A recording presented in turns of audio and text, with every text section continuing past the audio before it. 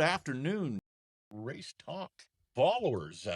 Excited, very, very excited. Our very first show with my very first in studio guest at the Checkered Flag Studio.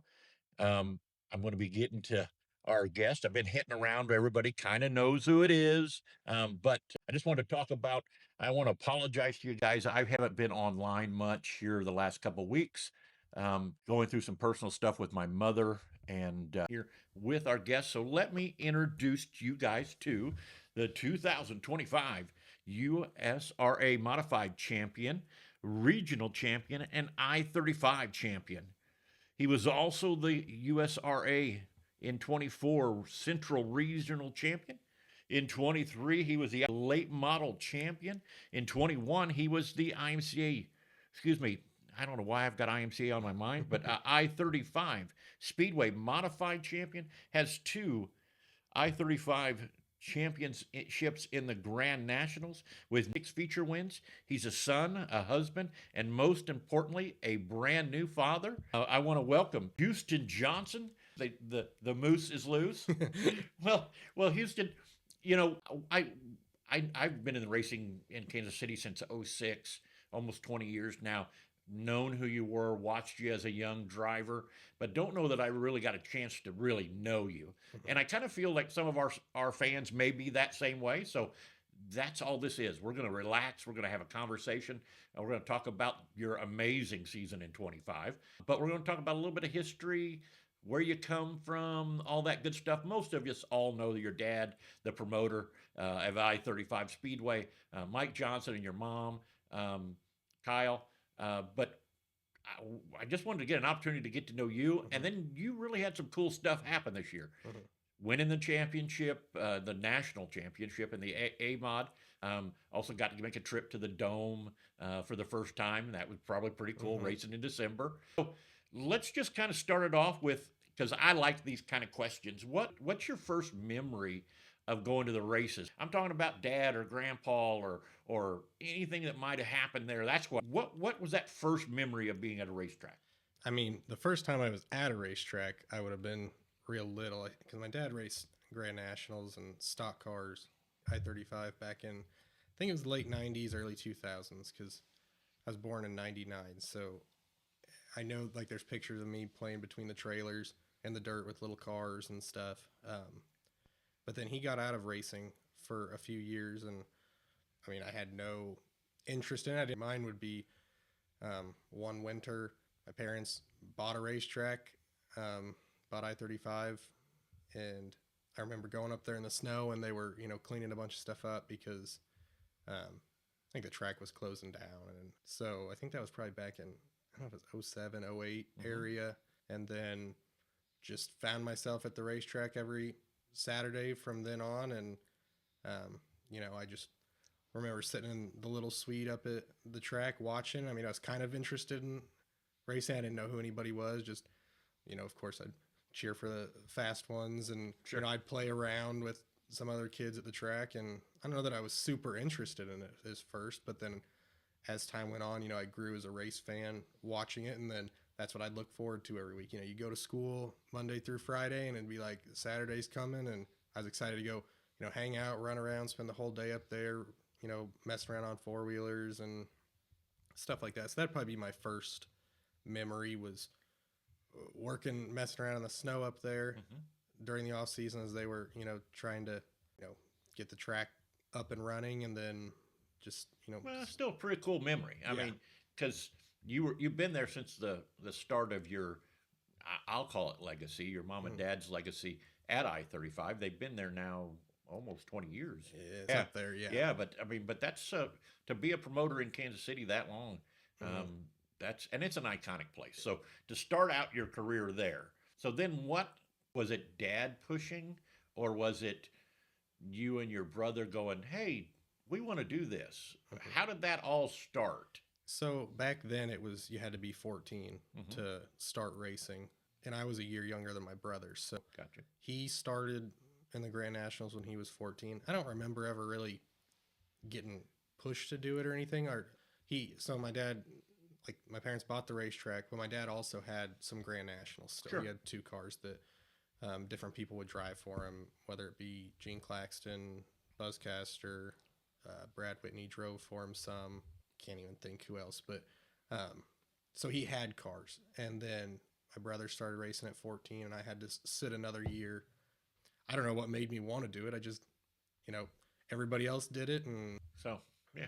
the car was there, and I was kind of one of those where it's like, well, I guess if I have the opportunity, I might as well try it. See if you like it. But I don't know that I was super into it for the longest time. I just enjoyed watching. I didn't know anything about cars, what to do, how to work on them. I remember, Buzzcaster was still driving one of my dad's cars at that point when I first started. And I remember Becky Caster teaching me how to put pop rivets in the nose of it. You know what I mean? I played baseball, soccer growing up, and Well, I actually heard that you're a pretty good soccer player. my brother was. I was not that. You weren't? Okay. I was all right. Yeah.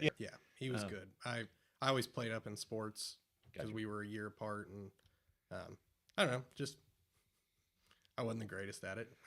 So basically just a normal childhood. Mhm. Mom and dad buy a racetrack. Dad's a racer, car owner. You're not really, I gotta go race. Yeah. But you had the opportunity, kind of stepped into the spot. Mhm. I know that I remember being at Lakeside, and I think you picked up your first feature win there. I Or won was at it your Lakeside. brother? I think both of us would have. Our first one would have been I-35, but I won one time at Lakeside in the Grand National. I was there that Yeah. night because I remember your mother jumping up and down, running to your car, so excited that you'd Mhm. won that night. Mhm. And I remember, I can't remember who was in the tower at the time, but making a big deal about it because you might have been 15, but you were still very young to be winning Mhm. at a iconic place like Lakeside, Mhm. and or even I-35 for that matter. Mhm. But I remember that as a fan sitting down watching that and going, wow, that was. Um, Now we've now stepped into racing. You ran the Grand National for how many seasons? Do you remember?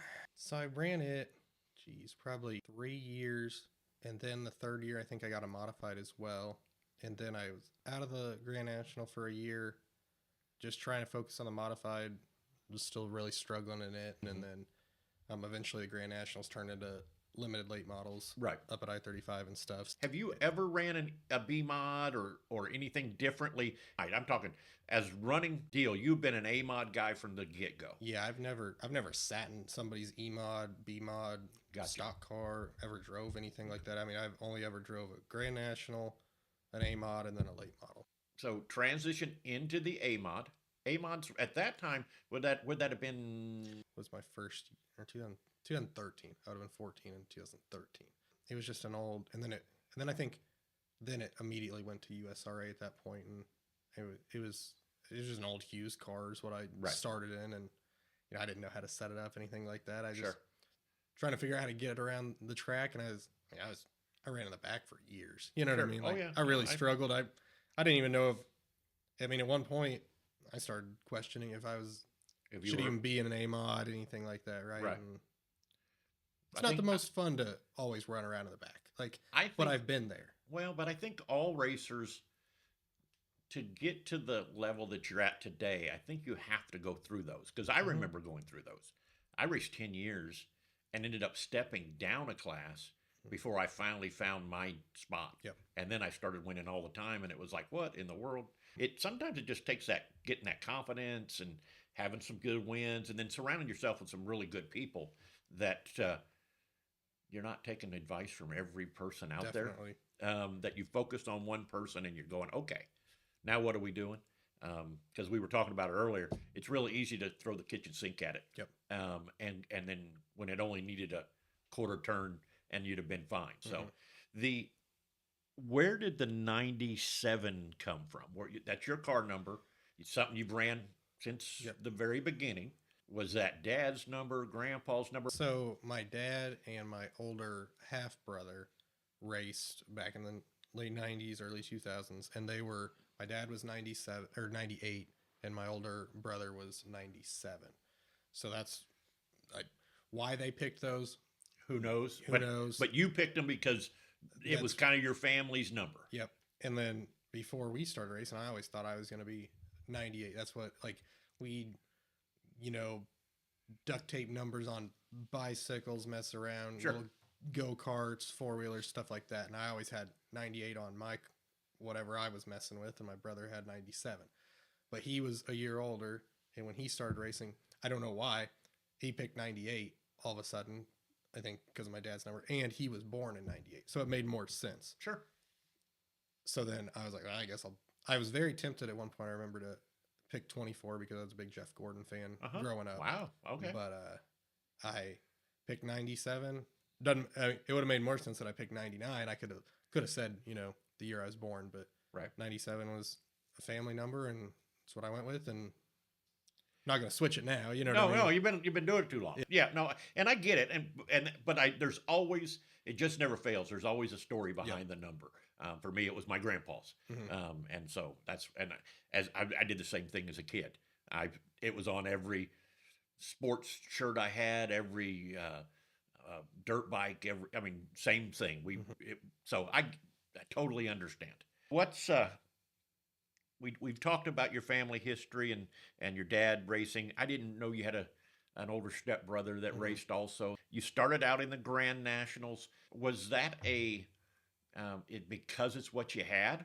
I'm sure you know, and probably I don't know that he has any enemies, but Darren Kling was all about the Grand National because he is a real late model guy. Yep. I'm a big late model fan. If I had to choose between a World Outlaw, even though I enjoy them, compared to a late Lucas late model, I'm going to a Lucas late model. Yeah. I'm a late model guy. Yep. The Was that a factor, or was it just literally the ease that, hey, we've got one, I can get in and go?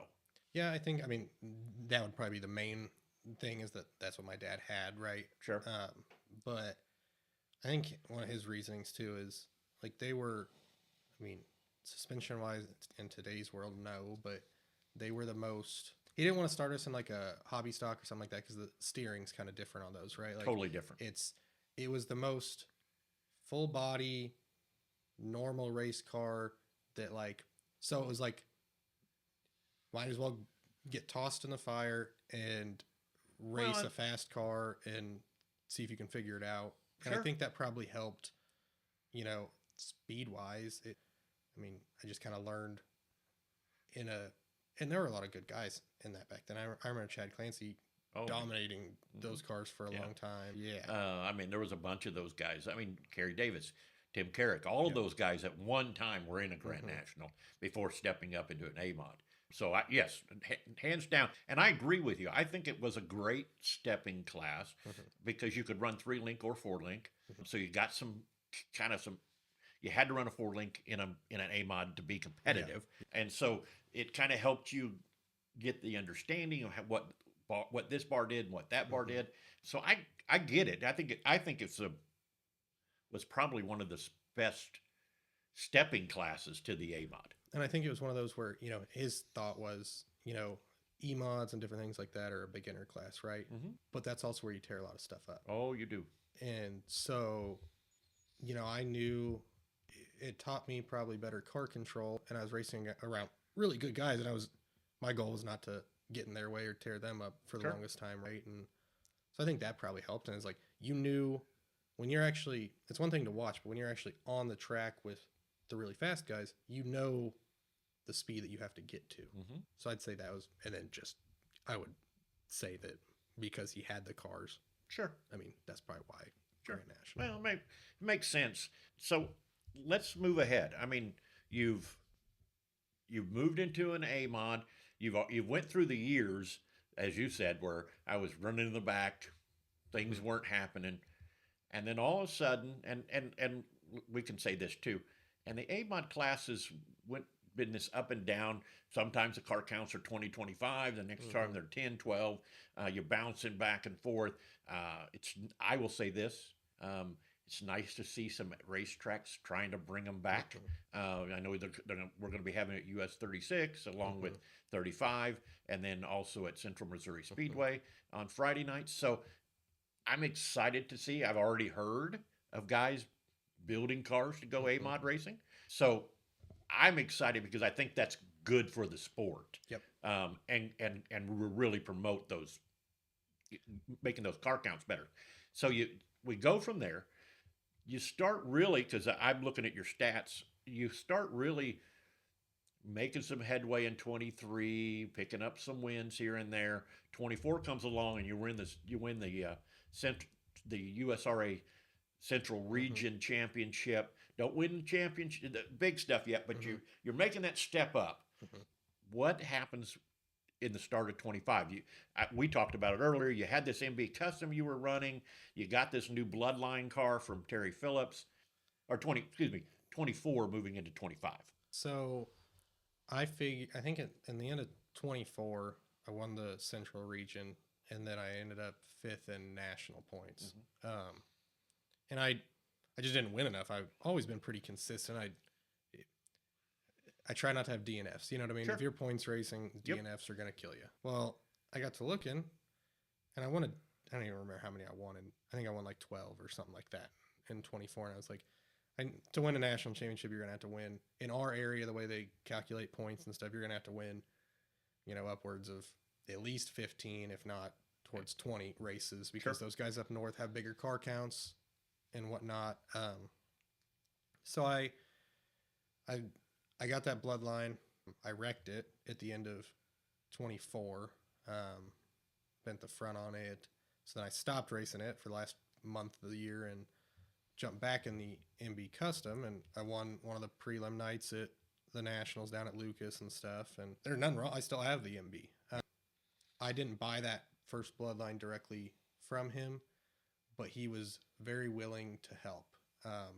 I could call him. He would help me set it up. He helped scale it, get everything the way it needed to be. And I had never had that kind of chassis builder support. Mm-hmm. MB, they have, I don't even know how many hundreds. The car I have is chassis 400. Right. The car I have, the two bloodlines I have is chassis 7 and 15. Right. So there's just a difference on how much one-on-one time you're able to get. Sure. And I had never had that. Right. So, and I had a GRT back in the day. Right. And I really liked it. And 21 is when I won my first A-Mod race. Right. Just a GRT with a crate motor in it. I really liked that car, and then ended up getting into MBs for a while because that's what all the fast guys had, right? Mm-hmm. Sure. So that's why we got in that. And then, as I've matured in racing, you kind of realize they're all just bunch of metal. tubing welded together. Yep. They're all pretty similar, and you can make the car doesn't know what it is. It's what my dad's always told me. Mm-hmm. You can make it go the way you want it to. Sure. So,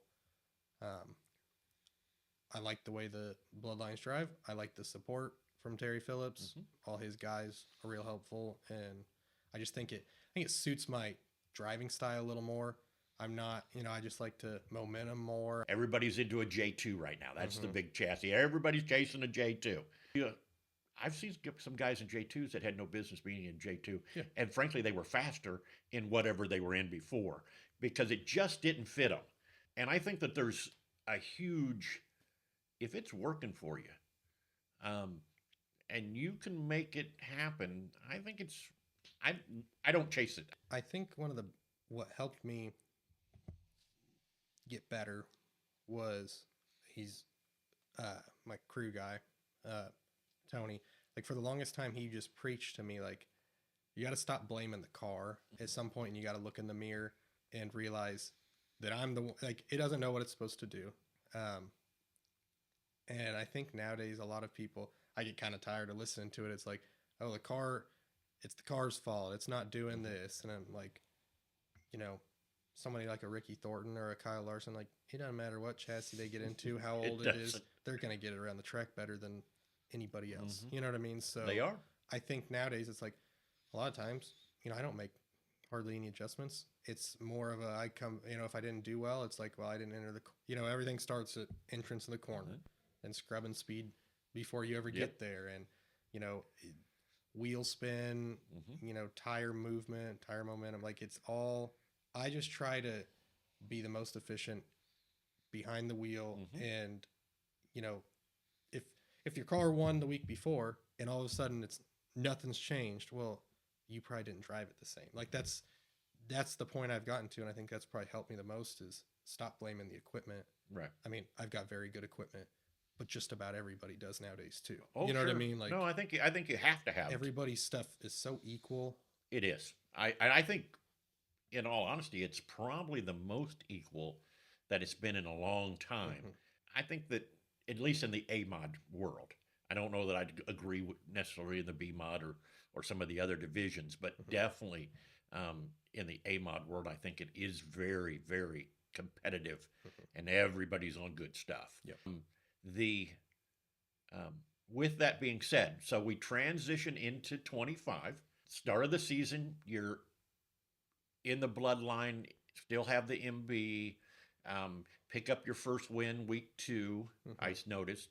But then you go about 4 weeks before you pick 3 weeks before you pick up your next win, before everything changes. At that point, it is Huston Johnson winning everything at that point.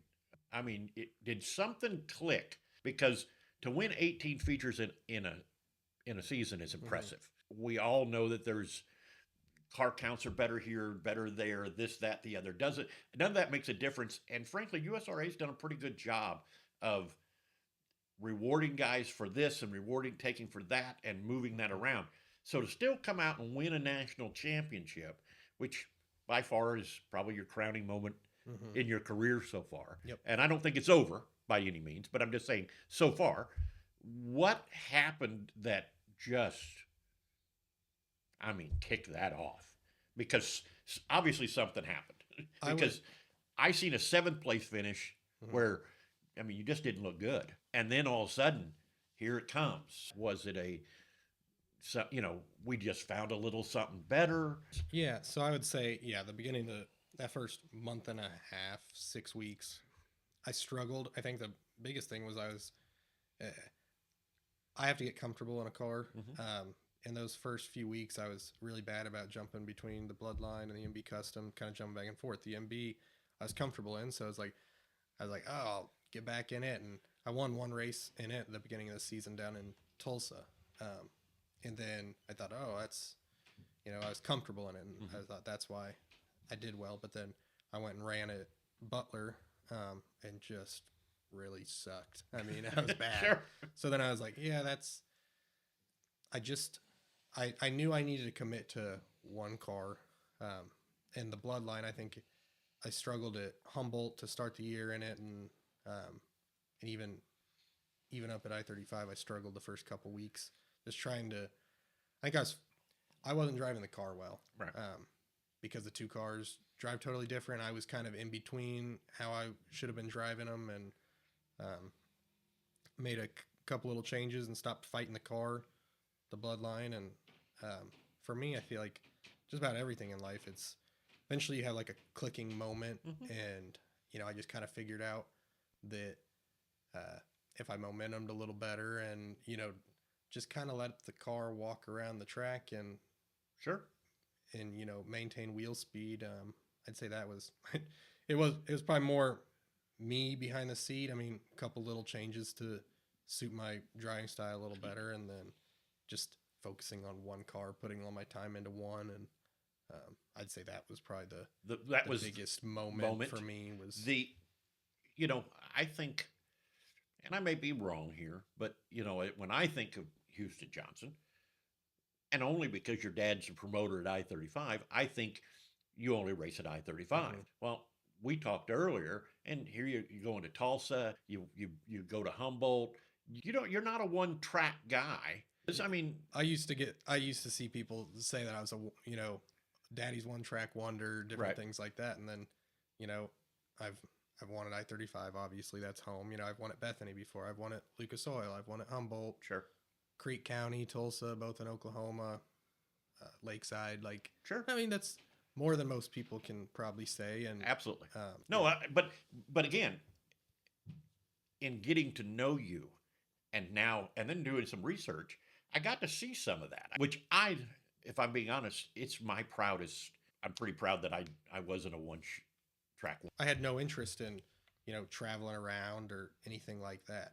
But then I knew to get to where I wanted to be at some point, I'd have to venture out. And I think it's made me better, because no track is like the next. Oh, no. Um, No, they all race and enter differently. On, I never worried about anything but entrance to center. mm-hmm. And if I beat you in, I'm going to beat you off. Yep. And I always figured, everybody's favorite thing is, has no drive off. You know what I mean? Right. I can control drive off with my feet. You Yeah, know what I mean? sure That's you can. that's my biggest thing. Absolutely. I agree. 100%. Yeah. I mean, that's probably the, So the season starts going.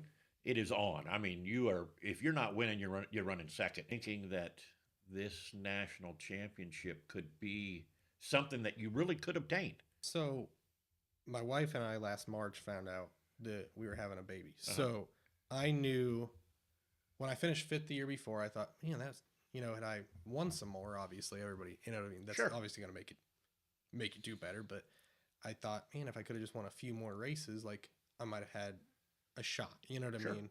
And so when I found out we were having a kid in March, I was like, oh, this is, if I'm going to chase this and, be driving to Oklahoma, because that was the closest place that had A-mods, you know Right. what I mean?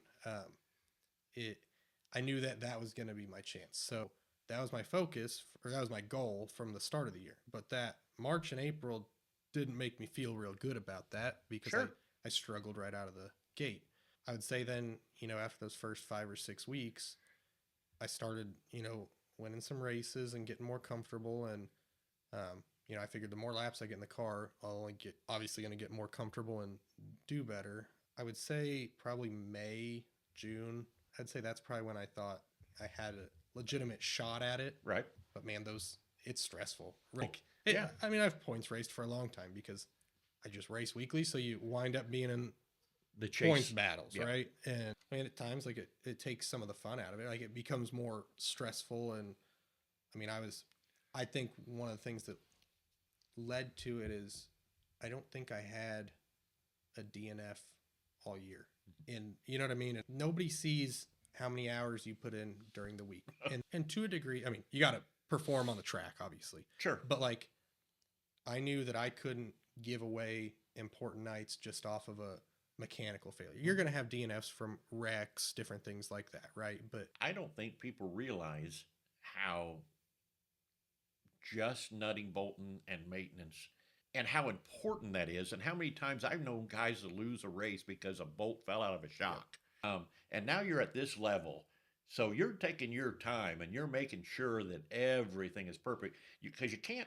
And then you got to be prepared for what happens if I get tangled up. And that's for me, like lucky enough, like I didn't ever have to, Right. And I'm thankful for that. But it's like, yes, it was very structured. It's like every Sunday morning, you unload, you wash, you get it up in the air. Yep. Monday through Friday, I go work a normal job like everybody else. Yep. Get home at 3:00, and I spend every day. I was spending time out there. Sure. You just have a routine. One day is tire work day. Like it's just, it takes a lot of time, and that's priority, right? So I knew last year that was my chance to put everything I had into chasing that goal. Well, obviously you did, because end of the season happens and you do win the national championship. When that happens, what emotions, what what goes through your mind? I mean, the feeling of accomplishment, the pride that hey, I set a goal and I met this goal. What went through your mind when that happened? So I'm really bad at like in the moment soaking things in and kind of realizing what I accomplish. And Sorry. I would say the biggest feeling was I felt relieved, which isn't what I feel like most people would probably feel, but just like after the whole year of, watching points and stressing about things, like it was just kind of a feeling of relief. And then, I mean, to be honest, I still don't know that it's totally sunk in. Like Right. I'm very goal oriented, and like I accomplished that goal, and you move on slightly. Like it's kind of an odd deal. I mean, Chad Clancy in the B mod would be the only one I could think of. So like it's a very cool thing that, honored to have accomplished. But Well, especially considering that USRA is, they've got some stupid amount of tracks. mhm, You're racing against some of the, not some of, the best of the best. mhm. Especially the boys up in Iowa. Those guys, all they know how to do is farm, Yep. race, and drink beer. That's it. There is no other thing that they do. So to pull it out in this region, first of all, congratulations, and that was an amazing feat. But it took some dedication, as we've learning here throughout this. I did last year for Kenny Green. I jumped in it. They don't race weekly up there, but I jumped in it, and I hadn't raced late model for probably since 23. He had a really nice car and had an open seat, and so I'd gotten it. And it's for me, like, the cars don't drive totally the same, obviously, but the speed difference It's pretty minimal. it's so much, everything's so much quicker, and like you're just have to be on the wheel way more. Really? It's I think it's much harder to drive. Most people think, oh, big tires, you're just gonna hook up, which is true, but you have to drive them so hard that to be fast, but you have to drive them so hard that like one wrong twitch of the wheel with the rack and pinion steering, and you could junk them pretty quick. Right. So I think it. Well, and they are a little twitchy, aren't they? They're very twitchy. Yeah, I thought. From what I've seen, I thought, well, yeah, but that's a little twitchy. It slows the modified down, so I think it makes the modified easier. So do you think it's actually helped you in the modified? And then just, like on Saturdays when and he does all the work on the car on the late models. Like, I just simply get in it. Like, I know what the track's going to be like in the modified most of the time, because the modified is going to race, 3 classes later or something like that. Do you have a preference in track? Is that your? I do not like a heavy racetrack Yeah, at me all. I don't like a heavy racetrack. I don't like a rough racetrack. Yeah, me neither. Any of it. I want it slick and smooth, top to bottom, no grip anywhere, because everybody's you're gonna be sliding around, but whoever can maintain wheel speed the best, and that's what I learned on was in those Grand Nationals were kind of, now looking back, they drove like an old boat. Right. I used to be really bad about a heavy track. It's just anybody can get in there and hold it to the floor, and Makes them all just, fast. They both rely on equipment, but like I don't like running the crap out of my stuff. You know what I mean? I feel bad for my equipment when it's rough and heavy, and you're just holding it, and you're just like, and the motor's laying on the chip. Motor's got its tongue out, going, please stop. I don't think it takes nearly as much finesse or skill. And I do. I'm 100% with you on that. I will tell you that it's the one thing that, at least in the Kansas City area, I would like to see. And let me say this: I understand as a promoter, you don't want to dust out the fans, you don't want to do, but it is easier on equipment, first of all. Especially at a big trace like Lakeside. Mhm. Lakeside heavy, you're ripping the guts out of the motors just on a nightly basis. Running them a little slicker, though, I think it just makes the racing better. And as a race fan and as an announcer, I want good racing because it's way easier to call that. So I'm totally with you on that. Show up at the banquet. Probably something pretty doggone cool. Big check, big trophies. What was it like sitting there, hearing all the accolades, and in a room full of guys that are the best of the best? So it's like you're in the same room as the Rodney Sanders, the Terry Phillips, Sure, all those guys. So it was a really cool deal. It was an honor to win, and yeah. Well, was this more memorable, or the birth of your? No, yeah, he's cool. He's better than anything racing. So well, that's I totally understand. That's very, very cool. Yep. The got one there. Mom and Dad awful proud standing next to you. Yep. Terry Phillips had to have been tickled having one of his cars win the championship. He had to have been just thrilled about that. Yeah, and it's cool getting to work with him because Yeah, he's Dirt Late Model Hall of Phillips. Famer, so like it's really cool to work close with him on stuff. Yeah, I can only imagine. You get the opportunity, you win the championship. You've now won this championship. You get the call, I'm assuming, that you are going to be going or getting invited to. What were your thoughts about going and racing in December? Yeah, so the day I got back from USRA Nationals, I got a message to my Facebook and asked if I would accept an invite to go, and I mean, I was tickled to death at that point, right? And it timing wise, it didn't work out real well. As far as my son was born November 20th, and that's the first week of December. I'm a race fan first, so I've always enjoyed watching it, right? Sure. There's no racing in November, so Right. come December, it's like that's what you're looking forward to is Sure. watch it on TV, watch it on the iPad, whatever. So getting to go, I thought, man, that's a once in a lifetime deal. I thought, but I felt guilty going out there, right? Sure. Just had your baby. Just had the baby. Yep. I definitely did not put the effort into preparing to go out there as required, I would say, to Sure. perform good. You know what I mean? Like my head was not in it. No, going you out just had a there. baby. Yeah. Yeah. No, I totally get it. It was a cool deal. But like people don't understand how much work goes into that event. Even just from like the parking was a shit show. I mean, I'm just gonna be honest. Like it was a stressful whole day parking deal, and I don't know how they could do it better. Like no, absolutely. It's arguably, with like World 100 Eldora, like I think biggest event out there, Hands down. Weirdest deal.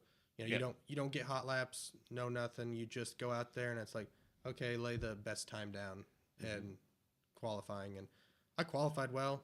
I mean, I went out all week. I raced Friday night, so I got to watch Thursday night, which was cool. Right.